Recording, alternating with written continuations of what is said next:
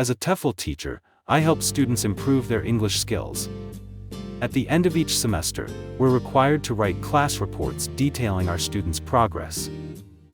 These reports have always been written in English or Chinese, so that our management team in China can easily understand them. But this semester, management threw us a curveball. They instructed us to write our reports using the language you would speak at home.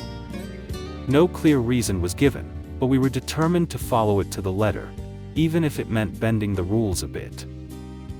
My colleagues come from various parts of the world, so their native languages include French, Russian, German, and Spanish.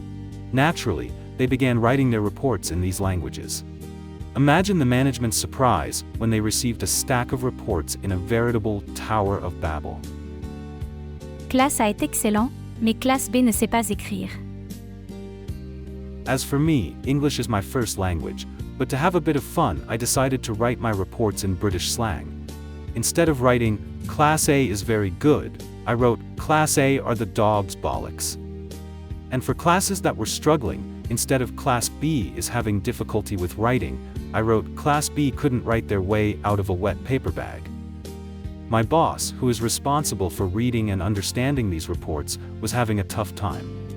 She couldn't admit she didn't understand our reports, because that would mean admitting the failure of her new directive. Instead, she spent hours using translation software to decipher our reports. Dog's bollocks, wet paper bag, what on earth are they writing? The directive to use our home languages in reports was never fully explained. My best guess is that management realized we could easily copy and paste the same simple phrases repeatedly. They probably thought we'd be more descriptive and detailed in our native languages. But this plan backfired spectacularly. One colleague, a native Russian speaker, used idiomatic expressions that added a layer of complexity to her reports. Another, whose first language is German, wrote in precise technical German, making her reports sound like engineering manuals. Our Spanish colleague filled her reports with local colloquialisms and cultural references. One day, my boss called a meeting to discuss the new reporting format. She looked exhausted and frustrated with a stack of reports in front of her. She acknowledged the variety of languages and dialects in the reports and admitted that the directive had created a communication barrier. However, she didn't rescind the directive, perhaps out of pride or stubbornness. During the meeting, my colleagues and I shared stories of how we had interpreted the directive. We laughed about the time our boss had to spend translating our colorful language.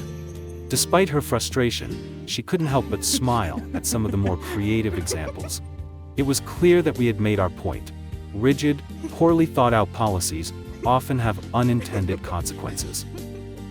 After the meeting, we returned to our classes with a renewed sense of camaraderie.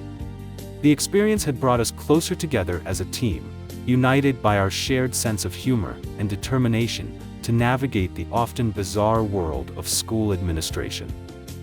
We continued to write our reports in our home languages, but made a small effort to be a bit more considerate in our phrasing, knowing that our boss was trying her best to manage the chaos.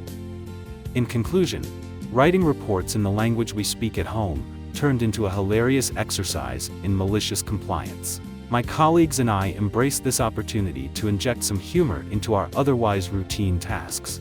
Whether it's through British slang, French, Russian, German, or Spanish, we made our reports our own and gave our boss a run for her money. And who knows, maybe next semester, we'll get another chance to turn a mundane task into something memorable and fun.